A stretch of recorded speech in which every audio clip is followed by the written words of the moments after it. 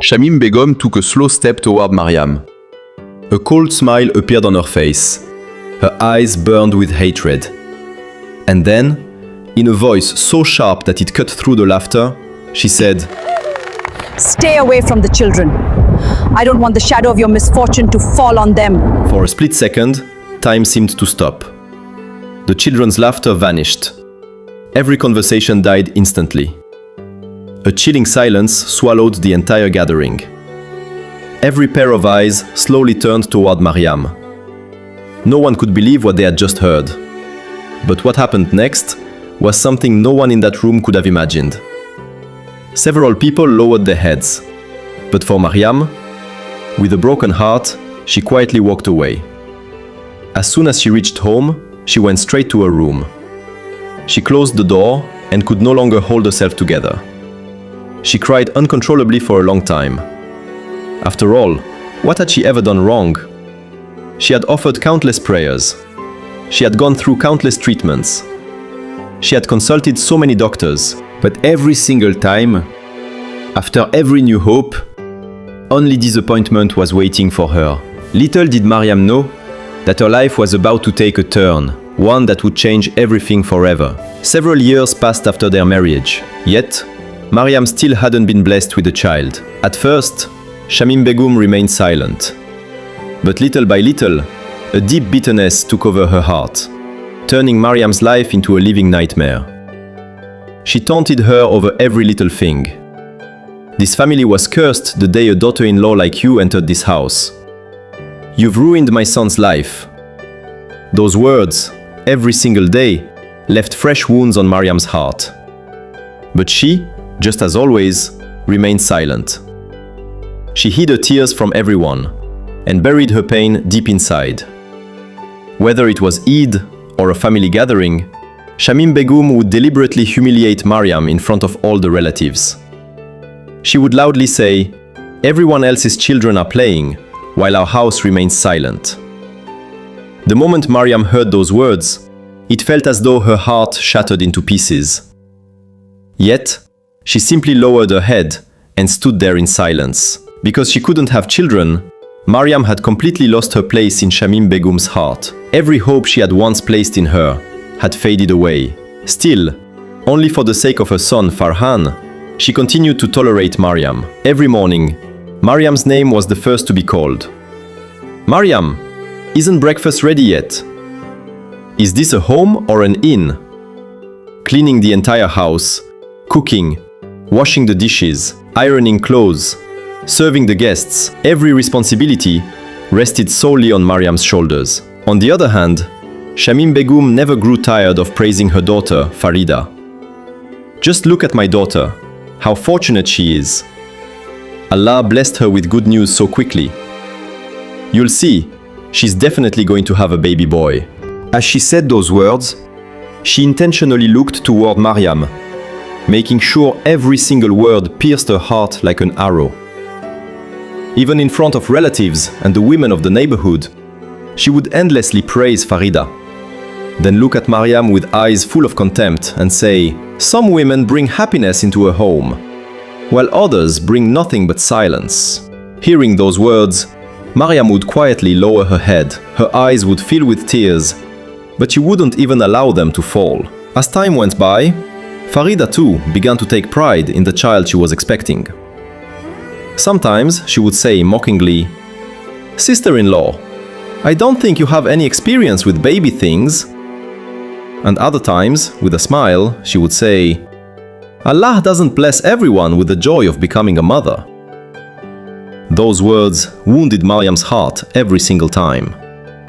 But in return, she remained silent.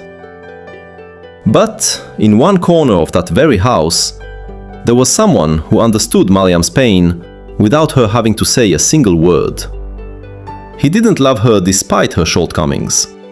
He loved her because of her kindness and her virtues. Her smile brought him happiness, and tears in her eyes filled him with pain. That person was her husband, Farhan. Whenever Mariam quietly cried in the loneliness of the night, Farhan would gently sit beside her and softly say, "Mariam, Your worth is not defined by whether you have children. You are the honor of this family and the pride of my life. Time never stays the same forever. You have never hurt anyone's heart. Allah will surely answer your silent prayers." Those words were like a soothing balm on Mariam's wounded heart. But Shamim Begum and Farida couldn't stand any of it. They didn't like the fact that Farhan always stood by his wife. Again and again, they urged him to marry a second time. "My son, you're still young. Our family needs an heir. What is the use of a daughter-in-law who cannot give this family a child?" But every single time, Farhan gave them the same answer. "Mariam is my wife, not an object to be replaced when she's no longer useful." Farhan's answer set Shamim Begum's heart ablaze with anger. At last, she made a decision. A decision that had the power to change Mariam's entire life. She made up her mind that Mariam would be thrown out of the house. She was certain that once Mariam was gone, Farhan would have no choice but to marry again. But little did she know that fate had already written a destiny for her, one she could never have imagined, not even in her wildest dreams. It was the day of Farida's baby shower. The entire house was decorated like a bride. Everywhere there was laughter, joy, the cheerful voices of children, and the sound of endless congratulations. Yet, amid all that happiness, there was one face filled with nothing but silent pain. It was Mariam. From morning until night, she remained busy serving every guest. Yet, there wasn't even a trace of happiness in her own life. When the ceremony began, Shamim Begum called Mariam in front of everyone. "Mariam, don't sit with the guests. It doesn't look appropriate." Then she stepped closer, and in a low, poisonous voice, she said, "A gathering of happiness is no place for someone burdened with an incomplete destiny." Those words pierced Mariam's heart like a dagger. She stood frozen for a moment, as if even her breathing had come to a halt. Just then, Farida picked up a piece of candy with a smile and mockingly said, "Sister-in-law, why don't you just keep carrying other people's children? Maybe that's the only motherhood fate has written for you." The moment those words were spoken, an uneasy silence spread across the gathering. Several people looked away, but not a single person had the courage to speak even one word in Mariam's defense. Mariam quietly got up and walked straight into the kitchen.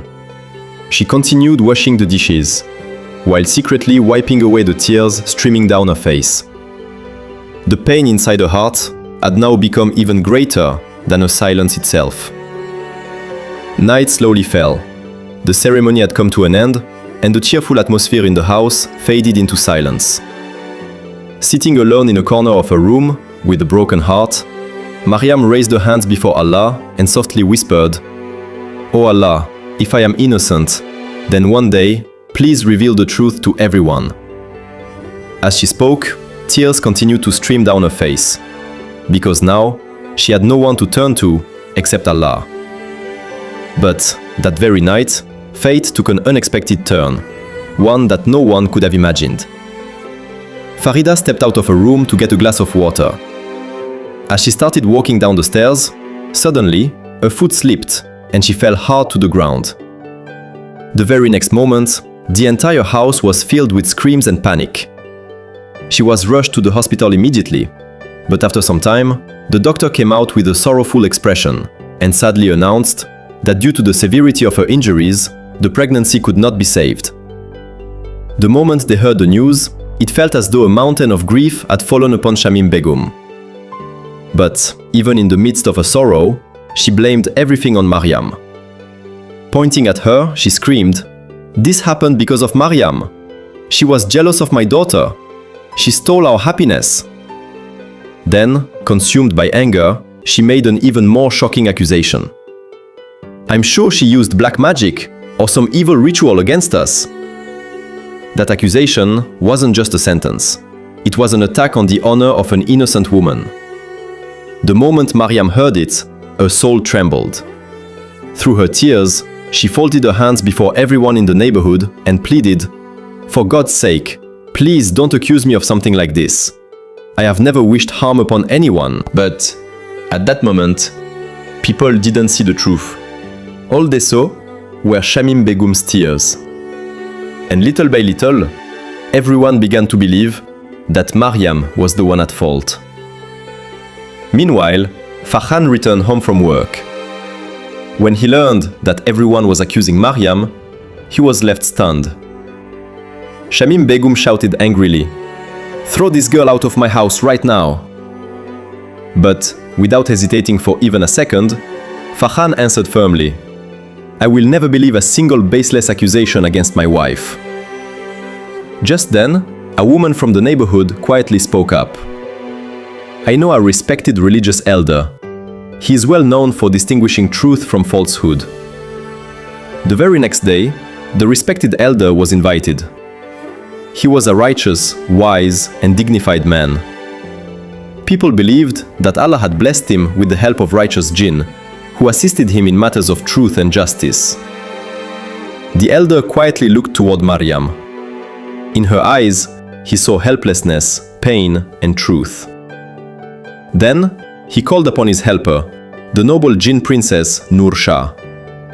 Within moments, a soft, radiant light spread throughout the room, and a calm, gentle voice echoed, "Mariam is innocent. This young woman has a pure heart. She is a devoted servant of Allah and is steadfast in her prayers." The moment those words were spoken, the entire neighborhood looked at one another in complete shock. Nur Shah continued, "Accusing an innocent person of black magic or evil practices is itself a grave injustice, especially when there is no evidence to support such a claim." Then her voice echoed through the room once again. What happened to Farida was a tragic accident, but it had absolutely nothing to do with Mariam. You mocked a woman's childlessness, her tears, and her silence. Instead of being grateful for the blessings Allah had given you, you became arrogant and wounded an innocent heart every single day. The moment those words were spoken, Shamim Begum and Farida lowered their heads in shame. Every single moment came rushing back to them. Every time they had humiliated Mariam in front of everyone. Even the women of the neighborhood stood there in complete silence. Finally, Nur Shah spoke one last sentence. A sentence that settled deep into the hearts of everyone present. "The tears of the oppressed may fall in silence, but they are never unheard."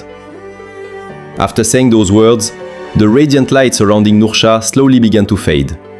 And then, she disappeared before everyone's eyes. For a few moments, the entire atmosphere remained completely silent. Everyone was forced to reflect on their own actions. Shamim Begum and Farida stood before the entire neighborhood with their heads bowed in shame.